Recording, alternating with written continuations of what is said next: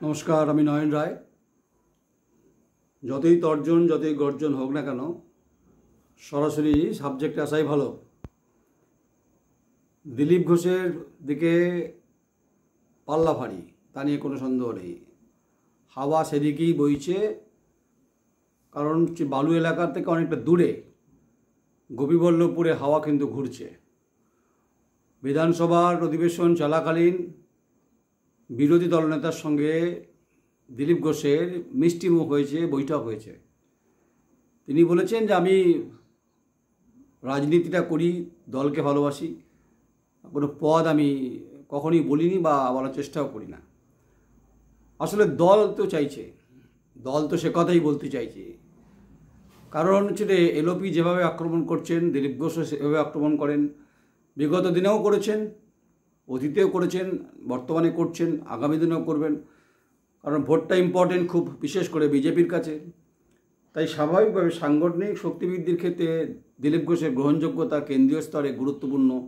এটা ভারতীয় জনতা পার্টির দীনদয়াল উপাধ্যায় যারা বসে আছেন মাথায়, জেপি নাড্ডা, জগৎ প্রকাশ নাড্ডা, তিনি ভালো জানেন। এবং হচ্ছে কেন্দ্রীয় স্বরাষ্ট্রমন্ত্রী অমিত শাহ, তিনিও জানেন। খোদ নরেন্দ্র মোদী প্রধানমন্ত্রী, তিনিও জানেন। তিনি সংঘের থেকে রাজনীতিটা করেছেন, আগেও একদিন হয়েছে এটা নিয়ে কথা। তাই পালে হাওয়া কিন্তু দিলীপের দিকে। কেন বলছি যে এখনও কালবৈশাখী ঝড় আসেনি, গুমোট ওয়েদার, টেম্পারেচার যা তার থেকে 4-5 ডিগ্রি সেলসিয়াস ক্রমশ বাড়ছে। তাই সাংগঠনিক স্তরে জেলা রদবদল হলেও রাজ্য স্তরে মূল সেনাপতির নাম ঘোষণা হতে বাকি। কিন্তু সহমতের ভিত্তিতে দলগত অবস্থানগত যে জ্যামিতি যেটা বলা হয়, সেই জ্যামিতির কম্পাসে কিন্তু দিলীপ ঘোষের মাপকাঠিরা খুব মেপে রেখেছে কেন্দ্রীয় নেতৃত্ব। জনান থেকে বলছেন এই রাজ্যের মঙ্গল পাণ্ডে হোক, সুনীল বানসালজি হোক, তারা সবাই দিলীপ ঘোষকে চেনেন। কারণ দিলীপ ঘোষের সাংগঠনিক শক্তিবৃদ্ধির ক্ষেত্রে তাদের ক্ষমতা আছে এবং জানেন যে তার ক্ষমতা আছে, ওজন আছে। দিলীপ ঘোষের একটা নিজস্ব ওজন তো শারীরিকভাবে আছেই আছে, কিন্তু রাজনৈতিকভাবে যে ভারী কী যে বোধ, যে বোধগম্য, এবং সেটা আছে। তাই আলটপকা মন্তব্য যখন করেন ঠিকই, কিন্তু সেটাকে ব্যাটিং কীভাবে ঘোরাতে হয় এটা তার দিকেই আছে। তাই একদিকে এলওপি মানে শুভেন্দু অধিকারী, আর উল্টো দিকে দিলীপ ঘোষ। তাই রাজনৈতিক যে পরিস্থিতি, যে পরিবর্তিত অবস্থার সঙ্গে যেটা ঘূর্ণাবর্ত তৈরি হচ্ছে পশ্চিমবঙ্গের ক্ষেত্রে, ভারতীয় জনতা পার্টির টিম আলোর মতো একসময় এ বাংলা থেকে 2জন সাংসদ জিতেছিল, সেটা সবাই জানেন। তখন দিলীপ ঘোষ ছিলেন না। এ রাজ্য থেকে সত্যব্রত মুখোপাধ্যায়, তপন শিকদার, তারা মেম্বার অফ পার্লামেন্ট ছিলেন, সেটা অতীত। তারপর বহু বছর চুপ করে বসে থাকতে হয়েছিল। খাতা খোলে 2016 সালে এসে, আগের দিন এটা নিয়ে হয়েছে। তাই 3জন থেকে 70 পার করা, আর 2019-এর লোকসভাতে বিপুল সংখ্যক হচ্ছে মেম্বার অফ পার্লামেন্ট নিয়ে আসা, তার সাংগঠনিক শক্তিবৃদ্ধির কারণেই হয়েছে। তাই তিনি পরাজিত সৈনিক তো নয়, পরাজিত সৈনিক তিনি নন এ কারণেই, কারণ তাকে দল তার উপর ভরসা রাখেন, তার উপরে বিশ্বাস রয়েছেন, নিঃস্বার্থভাবে রাজনীতিটা করেন। এবং যে আর মমতা বন্দ্যোপাধ্যায়ের মতো সাংগঠনিক শক্তিবৃদ্ধির ক্ষেত্রে এবং যে তার জনপ্রিয়তা, সেখানে দিলীপ ঘোষকে একদম ফিট করবে আক্রমণের ক্ষেত্রে। তাই সাঁতরাগাছি দিয়ে তাকে যেতে হয়। কিন্তু সাঁতরাগাছি বলুন, হাওড়া বলুন, বাগনান বলুন, একদম খড়গপুরকে কান ঘেঁষে একদম গোপীবল্লভপুর, ঝাড়গ্রামের পাশ দিয়ে যেতে হয়। মানে আপনি যদি লোধাশুলি থেকে বাঁদিকে টার্ন নেন, তার গোপীবল্লভপুরটা পড়বে কারে। সেখানে তিনি বেড়ে উঠেছেন। কিন্তু যদিও তার রাজনীতিটা অনেক পরে হয়েছে, তিনি যেহেতু সঙ্গের সঙ্গে ছিলেন, তাই পরিবারে মা আছেন এবং তার দাদারা আছেন, ভাইয়েরা আছেন, অনেকে আত্মীয় স্বজন আছেন। কিন্তু যেভাবে কথাটা বলেন, যেভাবে মানুষের সঙ্গে নেমে গ্রাসরুটে কথা বলেন, তাই তিনি ছিপ দিয়ে মাছ ধরতে পারেন, তিনি কখনো মাঠেও নেমে পড়ছেন। এইটা হচ্ছে পশ্চিমবঙ্গের কারণ। যেটা পশ্চিমবঙ্গের এই মুহূর্তে বিজেপিতে যে অবস্থা, তাতে একটা বিধায়ক তারা খসছে। এইটাকে ধরে রাখতে গেলে এমন একজন মুষ্টি মুঠো করা মানুষ দরকার, সেটা বিজেপি বুঝতে পারছে, রাজ্য বিজেপি হাড়ে হাড়ে টের পাচ্ছে। তাই হাড়ে হাড়ে টের পেতে গেলে, হাড়ে কাঁপন ধরাতে গেলে দিলীপ ঘোষের দিকেই পাল্লা ভারী। দিলীপ ঘোষের দিকেই হচ্ছে তাকিয়ে রয়েছে বঙ্গ বিজেপির একটা বৃহৎ অংশ তাকিয়ে রয়েছে এবং কেন্দ্র নেতৃত্ব তার দিকেও তাকিয়ে রয়েছেন, কারণ তার বিচক্ষণতা নিয়ে নতুন করে পোস্টমর্টেম করার কোনো প্রয়োজন নেই। আর যারা অনুরাগী তারা হয়তো প্রশ্ন করবেন যে হঠাৎ করে আপনি দিলীপ ঘোষকে নিয়ে ভাসিয়ে দিচ্ছেন লাইল্যান্ড ডেকা মাছের মতো। আমি রাজনৈতিক যে পরিস্থিতি, যে পরিবেশ, তার যে নির্মমতা, যে সত্যতা, তার যা বাস্তবতা, সেটার উপর দাঁড়িয়ে যেভাবে গুঞ্জন দলের অন্দরে শুনতে পাচ্ছি, মুরলীধর সেনলেন হোক বা সল্টলেকের পার্টি অফিস হোক, তার কান পাতলে কিন্তু বহু নেতৃত্ব, রাজ্য নেতৃত্ব তার নামটা কিন্তু এক বাক্যে স্বীকার করছেন। এবং দিলীপ ঘোষকে যারা শ্রদ্ধা করেন সে তো থাকেন, কিন্তু কর্মী সমর্থক, যেটা খুব গুরুত্বপূর্ণ, যেটা 24শে লোকসভা নির্বাচনে যেটা বুঝেছেন যে 2,31,00,000 সামথিং, মানে 40-42 লক্ষের হচ্ছে ফারাক রয়েছে সেটা তৃণমূল কংগ্রেসের সঙ্গে। তাই এই রাজ্যে যে রাজনৈতিক যে প্যারামিটার বা কুরুক্ষেত্রে যে যুদ্ধ যদি বলেন মহাভারতের, সেখানে রক্তপাতহীন পরিস্থিতি থাকবে, এটাই স্বাভাবিক, এটাই হওয়া উচিত, এটাই কাঙ্ক্ষিত। তাই কুরুক্ষেত্রে চক্রভুজের মতো দিলীপ ঘোষ যে ঘিরতে পারবে তৃণমূল কংগ্রেসকে, সেটা তার রাজনৈতিক লিটল অটল চিন্তন, মানসিকতার বিকাশ, উজাগার ভাবনা, কর্মী সমর্থকদের প্রজ্বলিত করা, এবং কিভাবে কথা বলতে হয়, কি মেঠো ভাষায় কথা বলতে হয়, তিনি কখন যে ভাষায় যে জেলায় যান ঠিক সে ভাষা দিয়ে কথা বলেন, সেই নেতাদের আক্রমণ করেন। তার ব্যাটিংটা একটু আলাদা, আর শুভেন্দু অধিকারী এলওপির ব্যাটিংটা আলাদা। দুজনের ব্যাটিং কিন্তু এক নয়, এক একজন এক একটা স্টাইলে ব্যাটিং করেন রাজনীতির ক্ষেত্রে। শুভেন্দু অধিকারী রাজনীতি অনেক সিনিয়র, অনেক দিন ধরে ছাত্র যুব করেছেন, কিন্তু দিলীপ ঘোষ রাজনীতির যে উন্মুক্ত দোয়ার, সেখানে তিনি হয়তো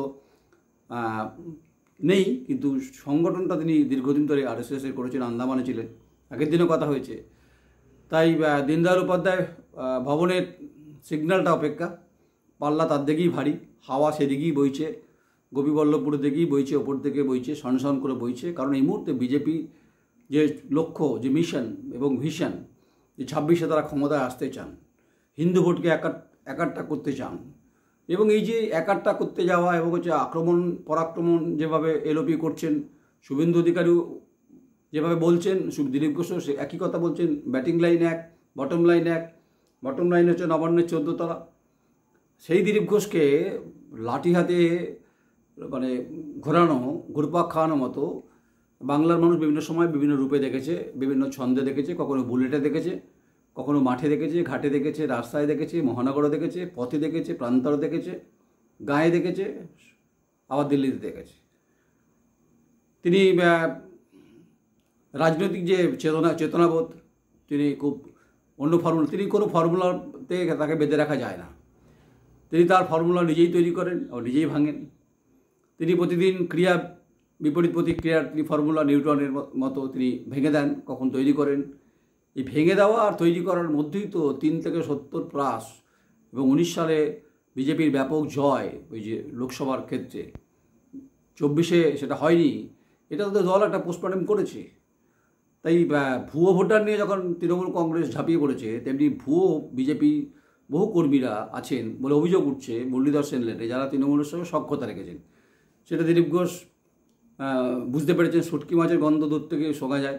তিনি যারা বিজেপিতে আছেন কিন্তু মুখ বাড়িয়ে আছেন তৃণমূলের দিকে, সেই গন্ধ তিনি অনুভব করেছেন।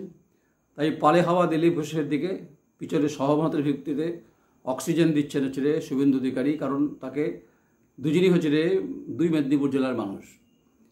তাই এবারের লোকসভা নির্বাচনে যে ফলাফল হয়েছে তাতে বিমর্ষ হয়েছে। ভোটিং পার্সেন্টেজ কাছাকাছি হলো 40-42 লাখ, অনেকটা বলছেন 4% হলেই হয়ে যাবে, কিন্তু মাইনরিটি ভোটটা ফ্যাক্টর, এবং আদিবাসী ভোটটাও ফ্যাক্টর, কুর্মী ভোটটাও ফ্যাক্টর, জনজাতি ভোটটা ফ্যাক্টর। এই যে সামগ্রিকভাবে যে হিন্দু ভোট, এই যে যদি অনেকে বলছে পোলারাইজেশন হচ্ছে পলিটিক্সটাকে, আমি বলছি না, দ্বিধাবিভক্ত হচ্ছে পশ্চিমবঙ্গের রাজনীতিটা এই মুহূর্তে, যে হিন্দু এবং মুসলিম, যেটা খুব বাজে, বটম লাইনটার ক্ষেত্রে খুব খারাপ।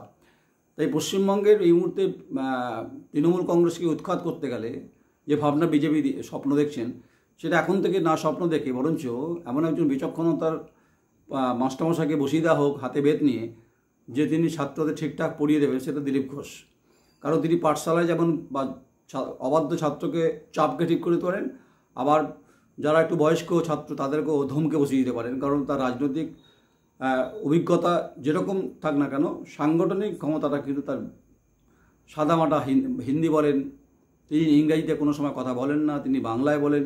পার্লামেন্টে বহু ভাষণ দেখেছি, 2019 সালে দেখেছি, বিভিন্ন ইস্যুতে দেখেছি। তাই বাংলার যে জনতা নয়, বাংলার যে বিজেপি কর্মী সমর্থক যারা উন্মুখ হয়ে আছেন, যারা উৎসাহ নিয়ে আছেন, কৌতূহল নিয়ে আছেন, যারা বিশ্বাস করছেন যে একটা বিশ্বাসের বাতাবরণ তৈরি হতে পারে দিলীপ ঘোষকে ঘিরে, তাই দিলীপের দিকে পাল্লা ভারী। দেখুন, আমার বক্তব্য বলছি না, আমি যে রিপোর্টিংটা করছি সেটা মেলে কিনা সেটা সময় বলবে, পরিবেশ বলবে, পরিস্থিতি বলবে।